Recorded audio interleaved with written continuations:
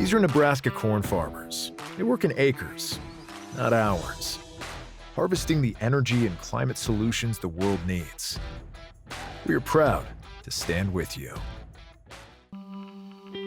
The success of tomorrow's soy industry depends on the actions we take today. The future is here, and the time to move is now.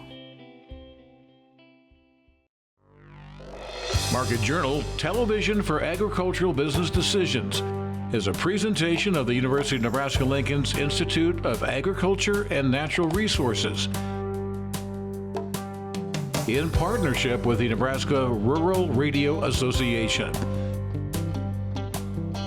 Promotional support provided by the Nebraska Farmer Magazine and partial funding provided by the Nebraska Soybean Board and the Nebraska Corn Board.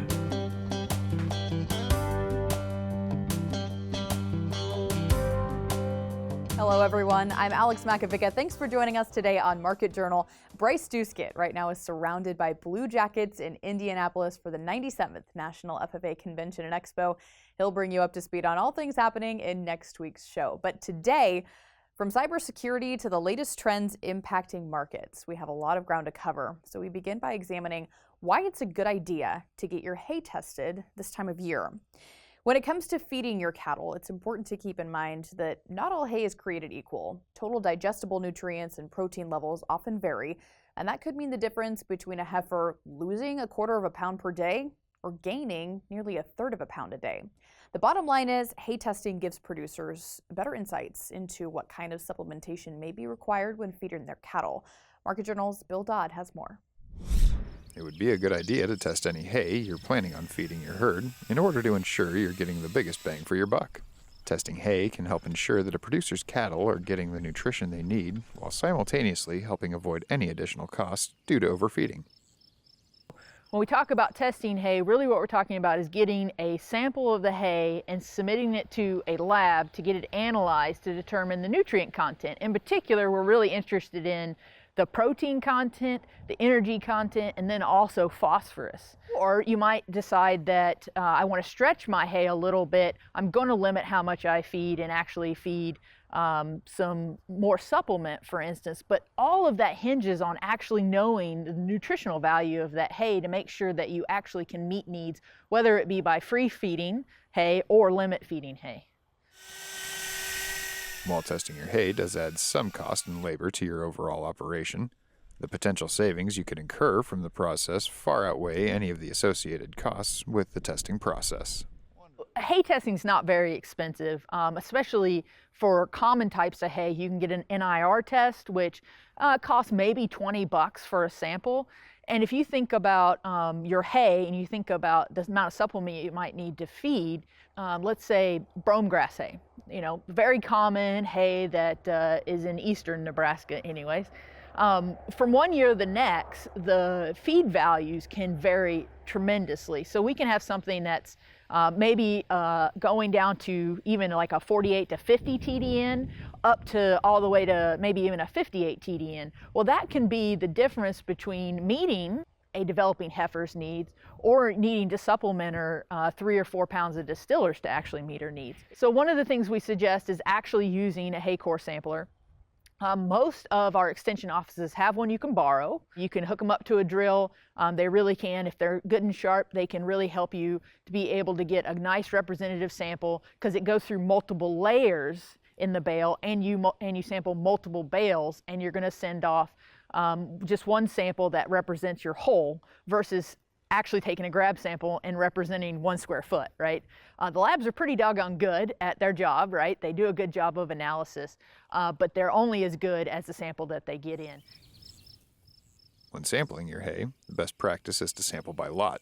This means if you're sampling from hay obtained over multiple fields with varying soil types and conditions, or if the hay was cut down at different times, you should be testing those as separate lots and not all together.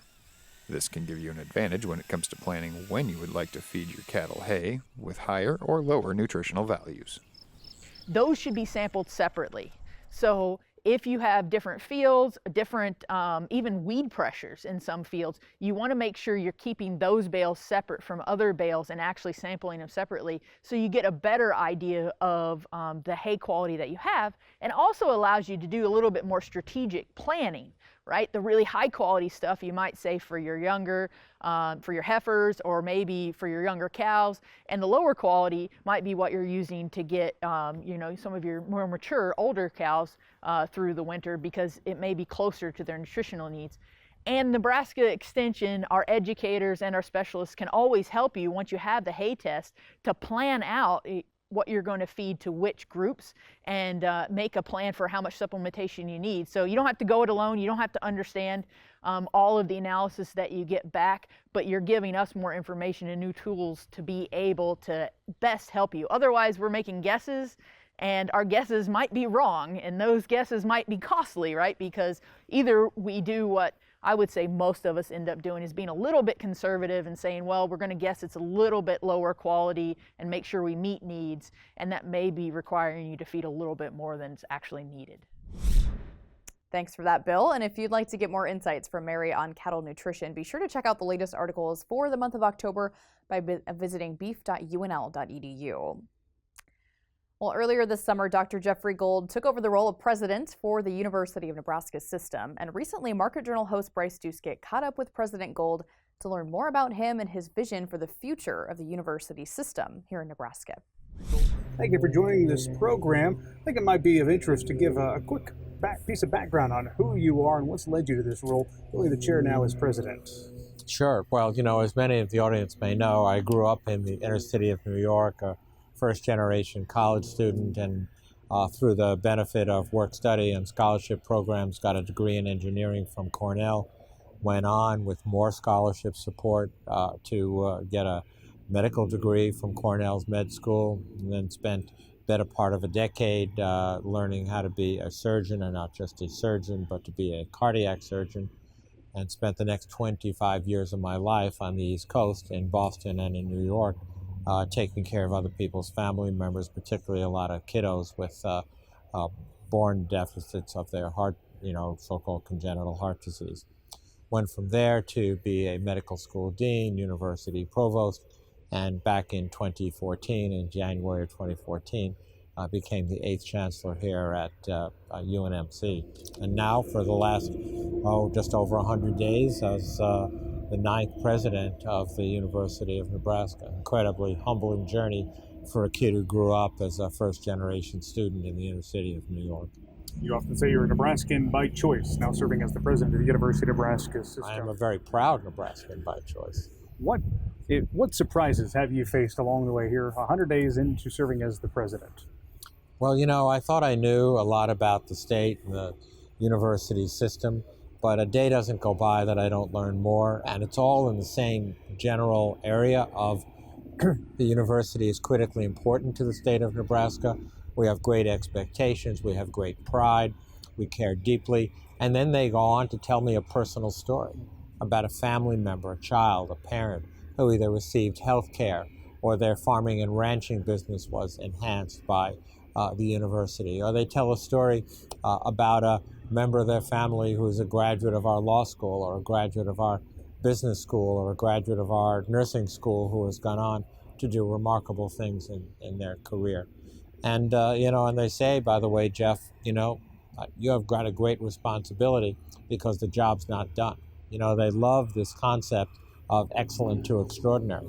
And that is an odyssey that we're on, and they're looking forward to us to define extraordinary, and they're looking to us to implement that odyssey, that journey to the extraordinary. Well, as you know, agriculture plays a pretty big role for the state of Nebraska. A really big role. How does agriculture play into your vision for the future of the University of Nebraska? Well, it's absolutely foundational, and it has been foundational to my decade-long time here. You know, we are the major producer of healthcare professionals for the state of Nebraska in every healthcare profession. We have a lot of responsibility for doing public health research that enhances the quality of life, the longevity of life, the health of rural and urban Nebraskans. And now in my role as the president of the university, that's got to extend much further than that. It's got to not only be about workforce production, and indeed, every single part of the state I visited, I asked them the same question: what are the top 3 things that the university can do to help your community? And the answer is, by the way, Jeff, it's workforce, workforce, and workforce. And if you're not listening, it's workforce. Now, it's different kinds of workforce. But I was recently out on a large feedlot in rural Nebraska, and I was talking to one of the managers of the feedlot, and they were telling me what their needs are in terms of workforce. And they said, doctor, we run a technology business. I never would have thought that a feedlot operator would be describing that, but with all the digital information gathering they have to do, the tracking of the production and the databases that they have to maintain, they do run a large technology company, in addition, of course, to putting food on the table for our nation. And so we're, laser focused on building that future workforce for the state to support the ag sectors and, by the way, the small and large businesses of the state as well. Our background today is Nebraska Innovation Campus, where there are a lot of private and public partnerships formed with the university with private business in the state. Building on that point, how is the collaboration in the state right now, the agriculture sector with the university, and perhaps how do you see some improvements in that space moving forward? My take on it is that the collaboration is excellent, that there's a lot of dialogue that goes on. There's a lot of work that goes through our extension services, through the research programs, and, right here on Innovation Campus as well. However, it's not good enough. The state is asking for more. The demands in the ag sector, particularly the digital agriculture sector, continue to grow. The technology continues to get better to allow us to produce more safely, and rely on technology in an increased amount. Cybersecurity, we talk a lot about that in the banking industry and in the healthcare industry and the aviation industry, but it's critically important in the farming and ranching industries as well, because all of that information has to be stored, has to be transmitted, and without it, productivity is going to fall dramatically. So innovation, new technology, better processes, the future is bright, and the university is looking forward to being a critical partner. Thanks to Dr. Gold for his time with our team here on Market Journal. And since taking over as the university system president, Dr. Gold has also continued airing his weekly show called Rural Health Matters. So if you'd like to get his thoughts on current health topics, you can see his show every Monday afternoon on RFD TV. We've also posted a link to the latest episode in the catalog along with this story on the Market Journal website. Well, moving along, it's time to turn our attention over to the markets, and joining us in studio today to discuss trends impacting trade, Heather Ramsey with the ARC Group. Thanks for joining us. Thanks for having me. Okay, well, let's set the stage on price action so far this month. Just set the scene for us. It's been wild is a really great way to describe what's happened. If you look at October 1 to where we are this week here, we've seen about $1 range high to low on soybeans, which is phenomenal until you look at where we currently are. We're sitting just under $10 futures, so we're kind of mid-range here. We had some opportunities early on that really allowed early harvest bean movement to kind of come across the scales at or around $10 cash, pretty much everywhere in the state. And I think that was a really great opportunity. If you were paying attention, had opportunity to market that, kind of knew what you had in the field, taking advantage of that was a great move. On the corn side of things, highs near that $4.35 mark to lows around $3.99, so just under $4 futures at harvest has been a thing. And that has allowed in the first probably 10 days of the month, that allowed us to really see some $4 plus cash prices across the state for kind of harvest overrun. Now, you had to do some planning to know if that was overrun we needed to be pricing or not, but I think if you put the work in to take advantage of that, we did have an opportunity early this month. Again, with where we're sitting right now, kind of back to in the middle of that range, that 35-cent range that we've seen. So not the end of the world where we sit right now, but definitely need to keep our eyes on that movement. We're very range bound. So if we can get back to the top ends of those ranges, it's a good time to take action, clean up some extra bushels, generate some cash for the farm. We'll talk more about basis coming up in just a couple minutes, but corn exports continue to be very strong, something that's kind of been a headline. Share what you see. Yeah, so when you look at export pace, like actual shipments out of the country, we're ahead of schedule. We're ahead of this time last year, and I like to remind people that last year we were begging to be ahead of the previous year, and we were. So we've now piggybacked 2 years in a row where export pace has really picked up on corn, what we're physically moving, as well as then the actual sales that we have on. So we're definitely on pace to meet those USDA targets. I know it's early in the crop year, but if we can continue to see the volume move through in October and into November that we've seen so far as sales and the actual shipping pace, that would warrant an increase to corn exports on the balance sheet, which is huge news, and also something I don't think should be surprising to a lot of people because the low prices definitely breed this pickup in demand. So it's been great to see that. They're going to, most of these exports and the increases are going to a very, very reliable partner, and that is Mexico to the south. So we'd love to see this relationship continue to grow and for them to continue to buy U.S. corn. Corn's kind of the bright story on the export story, though. There's not a lot to talk about in the other two principal crops right now, unfortunately, and some of that's exacerbated by the time of year and the specific year that it is. So yeah. Well, let's move a little closer to home. Cash basis reflecting large crops and space issues. When you look at the local picture, what does that look like? Depends on what part of the state we're in, on who's had a train to free up space and who hasn't right now. But we are seeing space issues pretty much everywhere.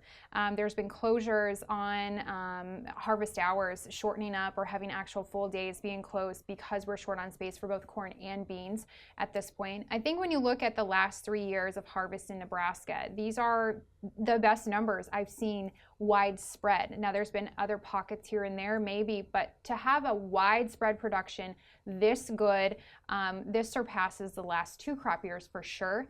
And so it's not that this is way out of the norm, we got kind of out of habit on how to handle a decent sized crop. So we're seeing some struggles. That's exacerbated by some of the rail issues we had early on in harvest, some of the port closures, those kinds of things. I think we're working through that though. We're starting to see that off the farm into the processor, into the elevator slow down just a smidge. So we're hitting the tail end of harvest, which is helpful. And we're able to kind of clean out space and get ahead of it again. So I don't know that we'll have a whole lot of problems going forward, but definitely the last week and a half has been a little bit of a challenge in certain parts of the state. Well, as harvest rounds out across the state, we're less than 2 weeks away from the election. So real quick, want to get your thoughts. Is that having an impact on the ag markets? Yes, unfortunately, the geopolitical environment is definitely affecting the markets. It generally does. Generally just not in maybe this significant or as close to home fashion. We see a lot of things with, overseas politics, but here we are, like you said, just a couple weeks out from the election. Depending on what the polls say and who's in the lead at that time kind of dictates which way the market is going. There's one side of the equation that's super friendly to biofuels. There's another side of the equation that's kind of hard-nosed on tariffs maybe, and that's not supportive to commodities. So depending on the week, depending on the headlines and the polls, that really is kind of pushing money one direction or the other. Thanks, as always, to Heather for her time and expertise. And if you have a question you'd like to ask any of our future analysts, just email us or get in touch on social media. We'll be sure to pass those questions along. Well, unfortunately, there's always drought somewhere across the great state of Nebraska, but thankfully, there are crops that are true water misers, using less soil moisture to produce, sending roots deep into the soil to mine moisture. David Junker, who farms with his father-in-law near Culbertson and Palisade, knows all about drought. As current chairman of the Nebraska Grain Sorghum Board, he touts sorghum as one of those drought-tolerant crops. You can learn more about Junker's operation in the October issue of Nebraska Farmer. It's that time of the show where we visit with Market Journal Chief Meteorologist Eric Hunt. And Eric, harvest wrapping up for some across the state, but others still working in the fields. So as we look to the week ahead, how are things looking for farmers? And gotta mention those trick-or-treaters. Thanks, Alex. A mixed bag of things coming up in the week ahead. Let's start off with by talking about some rain, which I haven't had a chance to do in ages. So last Friday night and Saturday, we had some decent precipitation totals here across portions of southwestern and west central Nebraska. Then on Monday, we had some decent precipitation totals across portions of south central and eastern Nebraska. Best rainfall that some of us have seen since at least the middle part of August. Unfortunately, not everybody got some precipitation early this last week or last weekend, and there are portions of western Wayne County that have not had measurable precipitation since late August. And out here in Box Butte County, there are places near Alliance that have not had 200ths or 500ths of an inch in a day going back to about the middle part of August. So really extended streaks here of very dry conditions. This has led to continued degradation of the drought monitor here in the last couple of months, We now have all of northeastern Nebraska in severe drought. We did see a pocket of extreme drought that put into place here across portions of Antelope, Holton, and Knox counties. We saw expansion of extreme drought in Morris Sioux County, and we did see expansion of moderate drought down toward the Nebraska-Colorado border in the Panhandle. Soil moisture did improve a little bit here across portions of southwestern, central, and eastern Nebraska. But for the most part, though, we are still very, very dry for this time of year. We're going to need repeated rounds of precipitation to make this map look better than what it currently is. Range length has continued to be very, very in poor shape here across most of the High Plains region, and the Sandhills regions have seen things deteriorate quite a bit here in the last 6 weeks, according to VegDry. The good news, though, is we do have some more moisture in the forecast here for most of the state in the next week, complements of this trough moving into the western U.S. So by Tuesday, we should have a cold front through at least the western third of the state, probably somewhere between Valentine and North Platte. West of it will be much cooler and probably starting to see some precipitation develop here across portions of the Panhandle. East of it, we will see really windy conditions on Monday and Tuesday, maybe a little bit higher on the fire danger risk in some cases. Very, very warm, probably seeing near record warm temperatures here across portions of southeastern Nebraska on Monday and Tuesday. But by Wednesday, we should see another surface low developing across portions of Kansas. And as that moves toward the northeast, we are going to see potential for more precipitation across eastern Nebraska on Wednesday night and early Thursday. Precipitation amounts expected to be highest across the northwestern portion of the Panhandle. We absolutely need this to come to fruition. And on Wednesday into early Thursday, there will be chances of getting some better precipitation totals across portions of eastern Nebraska as well. The European model does show about a 30 to 40% chance of getting a half inch of rain here across a lot of east central and southeastern Nebraska. Better chances here across the northern portion of the Panhandle, and we absolutely need this to come to fruition.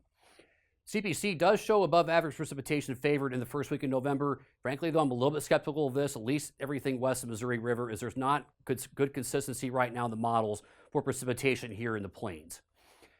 Temperatures are expected to be above average for the first week of November. I do think the first couple of days of November, though, in Nebraska will be a little bit cooler than average, probably particularly next Friday and Saturday. But as we get toward Election Day, we should be relatively warm again. The month of November is favored to be above average in eastern portions of the state. Probably, maybe even a little bit cooler than average might be a possibility here across portions of the Panhandle. Precipitation is expected to be about average across the state. Soil temperatures right now currently are mostly in the 50s or low 60s, and our temperatures range from 20 to 87, and we had 2.05 inches of rain in Fairfield. Back to you, Alex. All right, thanks, Eric. Finally today, October is Cybersecurity Awareness Month. And that's why the Nebraska Farm Bureau has joined forces with the FBI to help empower farmers and ranchers against potential and emerging data security threats. As cybersecurity threats increase, so does the risk to your operations and financial stability. Market Journal's Bill Dodd sat down with Nebraska Farm Bureau President Mark McHarg to discuss this new partnership and ways that you as ag producers can tighten down on digital security. You're probably familiar with the phrase food security is national security. The Nebraska Farm Bureau and the Federal Bureau of Investigation would definitely agree with that sentiment. Back in 2021, there were a string of cyber attacks that affected multiple ag entities, including meat processor JBS, which ended up paying a staggering $11 million due to a ransomware hack. Stories like this are being shared as part of Cybersecurity Awareness Month, and a reason why Nebraska Farm Bureau and the FBI are raising awareness for cybersecurity on the farm and ranch. You know, a couple years ago, we were looking at policy to develop at Nebraska Farm Bureau around cybersecurity. We were just concerned that we were hearing a number of co-ops being breached in a number of different businesses, and really within the ag sector there was very little conversation. And so about that same time, the FBI was having a similar conversation, and we got connected and we said, hey, we need to highlight this topic, and really we are the best in the world in agriculture. And then you look at both production-wise, and you look at the genetics that we have, that our companies have developed, are really state-of-the-art genetics, years ahead of other countries. And so we have a lot of really good data that people around the world want to collect or disrupt agriculture. And when you disrupt agriculture, you disrupt the food system, and then that does become a national security issue. As technology continues to evolve, so does the type and amount of data we have access to. However, nowadays we have near instant access to field data, which may be uploaded directly to a cloud or some type of other online storage. This instantaneous field data could be information other competing nations and manufacturers would want to gain access to. as technology has come around, we just slowly have begun collecting more and more data. And so now we're collecting data on, you think about the weather data we collect. You think about planting, both planting conditions, the speed of planting, what the crops look like throughout the year, harvest conditions. And I'd say one of the reasons that they would want to collect that data is just to know information about, is the crop good or bad in the United States? What areas of the United States do we need to be watching? And if they can get that information straight from our monitors in our cab or from the cloud or some of those types of things, that's part of the reason people want that data. And it's just evolved. And so a lot of times farmers were just driving in the tractor. We don't realize that a lot of our tractors are directly connected, or equipment directly connected to the cloud, feeding data. And we just haven't thought about the fact that we need to actually secure this. Just taking care of the day-to-day labor around the farm and ranch can be challenging enough as it is. Something like cybersecurity may be somewhat of an afterthought. However, as technology continues to evolve, cybersecurity will be more and more demanding for agricultural operations. If cybersecurity has been on your mind recently, but you don't know where to start, there are several different ways producers can begin addressing their own cybersecurity needs. Well, it's not something that we really want to think about. I mean, farmers and ranchers are really good at just getting out there and planting the corn and harvesting and raising the livestock. And to think about cybersecurity along with that, a lot of times people kind of roll their eyes, but it really is important. These get pretty technical, but third-party authentication, essentially having, many times if you want to log into an app now, you have to maybe get a text that you have to respond to. That's kind of a third party. Having an air gap is pretty important. So when you download all that information from your monitor on your combine or your tractor, put it on a hard drive that is actually disconnected at the end of the day, so they can't go in and capture that data. Those are a couple things that the FBI talks consistently about, that easy things that you can do. Ag industry firms are increasingly aware of the potential threat posed by cybercriminals. As technology continues to evolve and the amount of data we're able to harvest grows, the ways we protect that data must continue to grow and evolve as well. Reporting for Market Journal, I'm Bill Dodd. Thanks, Bill. You can learn more about increasing cybersecurity on your farm or ranch by visiting Nebraska Farm Bureau's website. We've included a link to that site along with this story on the Market Journal website. That is going to do it for this week's show. If you missed a story, just be sure to follow Market Journal on YouTube and social media to join in on the conversation. Bryce will be back next week with all things National FFA.